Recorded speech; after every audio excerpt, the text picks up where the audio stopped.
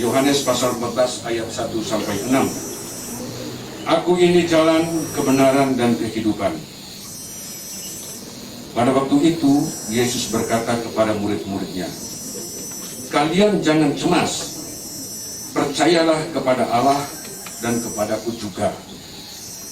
Di rumah Bapakku ada banyak tempat. Seandainya tidak demikian, pasti kukatakan kepadamu, sungguh, aku pergi menyediakan tempat bagimu. Setelah aku pergi dan menyediakan tempat itu, aku akan kembali dan menjemput kalian, supaya di mana aku berada, di situ pula kalian berada. Kamu tahu kemana aku pergi, dan kamu tahu jalannya.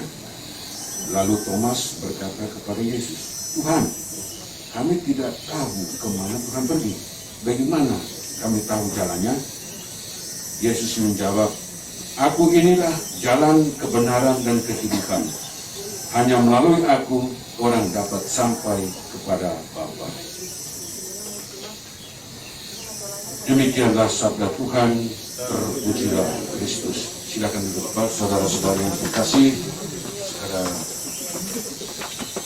memetik sedikit inti dari renungan firman yang kita dengar pada pagi hari ini terkait dengan berpulangnya Ibu yang terkasih, Ibu Milvi Malikere. Sudah sejak beberapa hari Ibu dipanggil Tuhan, dan kebetulan saya sudah berada di Kairadi ini mulai tahun 2004. Jadi saya tidak pindah-pindah, senang sudah tinggal di Manado.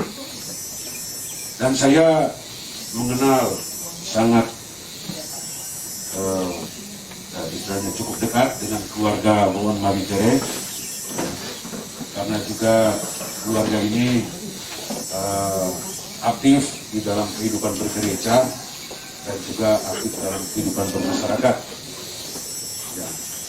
Dan saya yakin banyak juga teman-teman yang tahu bagaimana mereka berinteraksi di dalam kehidupan sosial maupun dalam kehidupan bergereja. Tetapi dari sekian banyak yang saya amati, begitu kemarin dapat informasi bahwa almarhumah kembali ke pangkuan Bapa di surga, saya teringat satu, yakni ada satu nilai yang saya langsung tuning di hati saya adalah kesabaran dari almarhumah. Saya lihat sendiri bahwa beliau dengan tekun mendampingi keluarga Mohon Malikere, apalagi di dalam keluarga ada seorang putra yang punya kebutuhan khusus. Jadi kalau kita mau pergi ibadah, kalau ibadah di sekitar sini mungkin agak mudah karena jalannya bagus, tapi di saat kita merambah daerah ke belakang, ya sampai ke atas gunung, biasanya Ibu Malikere beserta keluarga ikut, termasuk anak yang berkebutuhan khusus ini. Ya. Di saat Pak Firly juga sibuk dengan kegiatan kantor, juga sibuk di protokol ya, di airport, di bandara. Kemudian terakhir dia sibuk di Posal Manado, sehingga kadang-kadang banyak tugas-tugasnya yang harus dia laksanakan sebagai wujud tanggung jawabnya anggota Angkatan Laut. Sehingga ibu ini sering saya jumpai jalan kaki sendiri dari sini sampai di gereja di depan TMP, ada gereja Katolik di situ, sambil membimbing anaknya yang berkebutuhan khusus. Saya dalam hati melihat bahwa ibu ya, sangat sabar ya, mendampingi ya, dan membesarkan buah hatinya. Nah, Ibu Bapak saudara yang terkasih, kita tadi mendengarkan firman ya, yang pertama dari Ayub. Ayub ini di kampungnya terkenal sebagai orang yang kayanya luar biasa. Mungkin kalau diuruskan sekarang dia punya nilai kekayaan, kalah mungkin Cristiano Ronaldo punya kekayaan. Mungkin sekitar triliunan.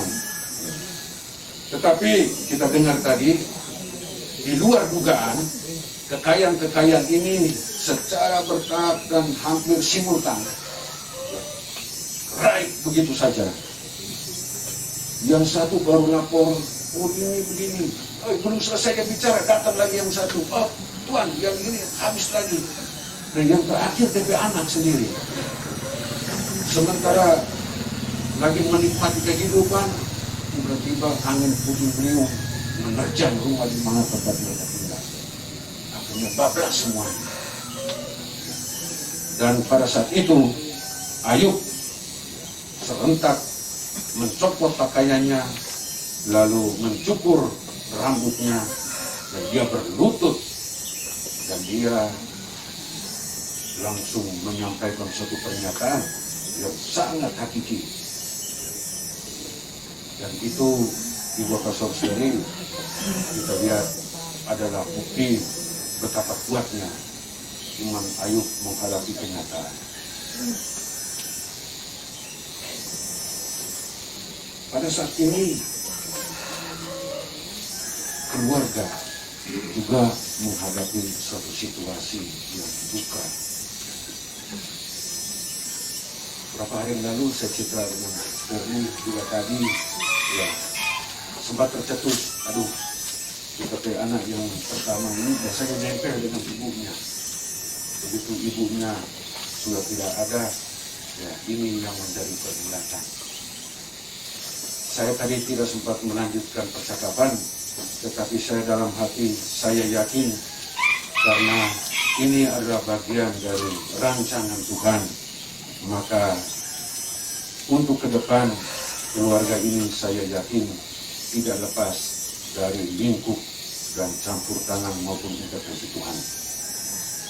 Di dalam situasi bagaimanapun, tentu kita selalu mengandalkan Tuhan. Maka pada pagi hari ini dalam suasana cinta, kita semua terpanggil untuk hadir di sini. Kita memberi kekuatan, dukungan kepada keluarga, terutama Pak Ferdi, agar senantiasa melihat Tuhan penyelenggaraan ilahi di dalam setiap langkah kehidupan. Kita tentu mendukung Pak Ferdi sekeluarga untuk senantiasa mengambil prinsip iman Ayub yang senantiasa pasrah kepada Tuhan. Dan di dalam cerita kisah Ayub yang tadi mungkin kita tidak sampai membaca, pada saatnya Ayub akhirnya mendapat balasan dari Tuhan beribu-ribu kali lipat dari apa yang dia sudah peroleh. Karena pada saat awal Ayub boleh diambil segala-galanya, tetapi hanya ada satu yang tidak diambil dari Ayub, dan itu yang Ayub pertahankan dan kedepankan, yaitu sikap imannya. Dengan imannya dia diselamatkan, dengan imannya dia disejahterakan, dan imannya itu tentu terwujud dalam tadi firman yang dibaca di kitab Injil tadi. Tuhan Yesus berkata, "Akulah jalan, kebenaran dan hidup." Sehingga untuk kita semua yang telah dibaptis di dalam kekuasaan Tuhan Allah Bapa, Putra dan Roh Kudus, kita yakin bahwa kita semua yang beriman kepadanya, kita akan memperoleh keselamatan. Kita akan masuk melalui jalan yakni Tuhan Yesus itu sendiri.